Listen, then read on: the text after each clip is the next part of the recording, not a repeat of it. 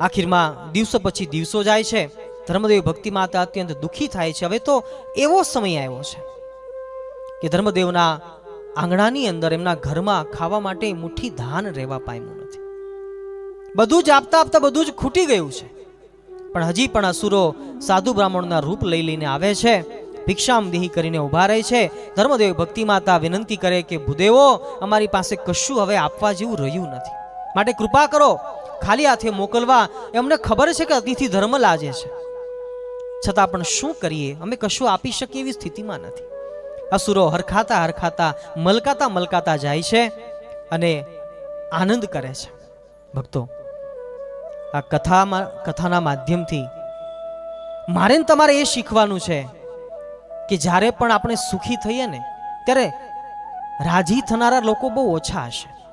આ સંસાર એવો જ છે, જ્યારે પણ કોઈને સુખ આવે છે ને ત્યારે સારા માણસો હોય ને એ જ એને પચાવી શકે, પણ બહુ જાજો સમુદાય એવો હોય છે કે જે સુખને જોઈ શકતા નથી, જેને આપણે ઈર્ષાવૃત્તિ કહીએ છીએ. પણ હા, એમાં પણ ધીરજ રાખીને જો સમય પસાર કરી દે ને તો આખીરમાં એમના દુઃખને જોઈ, એમના ઈર્ષાવૃત્તિને જોઈ આખીરમાં પરમાત્મા એમની સહાય કરતા હોય છે. ધર્મદેવ ભક્તિ માતા એમના સુખને જોઈ, અસુરોને એ બહુ દુઃખને જોઈ આનંદ થયો, કારણ કે ઈર્ષા હતી. પણ ધર્મદેવ ભક્તિ માતા અત્યંત દુઃખી થયા છે. સમય પછી સમય પસાર થવા માંડ્યો છે. સુરત મુનિ વર્ણન કરે, પ્રતાપસિંહ, ધર્મદેવ ભક્તિ માતાએ નક્કી કર્યું છે કે આપણા પિતાએ આપણને કહ્યું હતું કે જ્યારે બહુ દુઃખી થાવ ને ત્યારે આપણા કુળદેવ એવા હનુમાનજી મહારાજને યાદ કરજો. તો લોન આપણે અયોધ્યામાં જઈ હનુમાન ગઢીએ જઈ હનુમાનજી મહારાજનું પૂજન અર્ચન કરીએ. બે મહિના સુધી અયોધ્યામાં રહી હનુમાન ગઢીએ રહી અને હનુમાનજી મહારાજની સ્તુતિ કરે છે, રામ નામના જાપ કરે છે, કૃષ્ણ નામના જાપ કરે છે. આખીરમાં 2 મહિનાના અંતે સ્વયં હનુમાનજી પ્રગટ થયા છે. દાદા, માતા, કેમ આટલા બધા દુઃખી દેખાવ છો? અરે હનુમાનજી મહારાજ, અમારા સંસારિક જીવનની અંદર અત્યંત દુઃખ આવ્યું છે, આ દુઃખનો રસ્તો મળતો નથી, માટે કંઈ કૃપા કરો. હનુમાનજી મહારાજ આખી વાતને પામી ગયા છે, પણ કહેવા લાગ્યા છે કે ધર્મદેવ ભક્તિ માતા, તમે ચિંતા ન કરો, તમને ખબર નથી, કદાચ તમે ભૂલી ગયા છો તમે કોણ છો, મને તો ખબર છે. સ્વયં પરમાત્મા તમારા થકી આ પૃથ્વી પર પ્રગટ થવાના છે, માટે ચિંતા ન કરો. દુઃખના દિવસો બહુ ઓછા છે, હવે તમારે સુખના દિવસો આવવાના છે. પણ હા, એના માટે તમારે વૃંદાવન જવું પડશે. ધર્મદેવ ભક્તિ માતાને વાત કરી છે કે વૃંદાવન જજો, ગોવર્ધનની પરિક્રમા કરજો. દુર્વાસાના શ્રાપથી શાપિત થયેલા અનેક ઋષિમુનિઓ એ પણ વૃંદાવનની અંદર ગોવર્ધનની પરિક્રમા કરતા હશે, તમને ભેળા મળશે. જોડે રહીને વિષ્ણુયાગ આદિ યજ્ઞ કરજો, ભગવાનનું નામ સ્મરણ કરજો, ધૂન આદિ કરજો, પરમાત્મા અવશ્ય તમને દર્શન આપશે. એમ કહીને હનુમાનજી મહારાજ દ્રશ્ય થયા છે. ધર્મદેવ ભક્તિ માતાને આનંદ થયો કે હાશ, હવે ભગવાન જન્મ તો ધારણ કરશે, આપણું દુઃખ ટળશે અને અસુરોનો સંહાર થશે. સુરત મુનિ કહે, પ્રતાપસિંહ, ધર્મદેવ ભક્તિ માતા વૃંદાવનની વાટે ચાલ્યા છે. 2 મહિના સુધી હનુમાનજી મહારાજનો સંદેશો આપ્યો છે અને કહ્યું છે કે ચાલો આપણે સૌ ભેળા મળીને ભજન કરીએ. ધર્મદેવ ઋષિમુનિઓ બધાય શાસ્ત્રોના પાઠો કરી રહ્યા છે, વિષ્ણુ સહસ્ત્ર નામના પાઠો કરી રહ્યા છે, ભગવાનના નામનો જાપ કરી રહ્યા છે. સ્વયં ભક્તિ દેવી પણ આજે પોતાના પુત્ર સમાન ભગવાનને યાદ કરી રહ્યા છે. શ્રી કૃષ્ણ ગોવિંદ હરે મુરારી, હે નાથ નારાયણ વાસુદેવ. શ્રી કૃષ્ણ ગોવિંદ હરે મુરારી, હે નાથ નારાયણ વાસુદેવ. પિતુ માત સ્વામી સખા હમારે, પિતુ માત સ્વામી સખા હમારે. પિતુ માત સ્વામી સખા હમારે. પિતુ માત સ્વામી સખા હમારે. હે નાથ નારાયણ વાસુદેવ.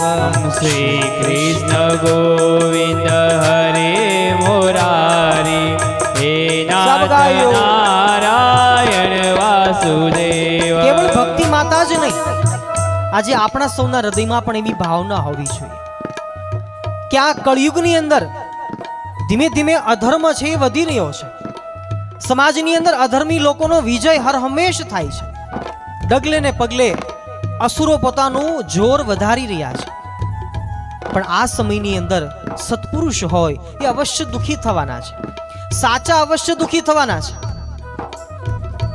સાહિત્યકારો કહે છે ને, કોઈકને પૂછ્યું કે શું તમે સજ્જન માણસ છો?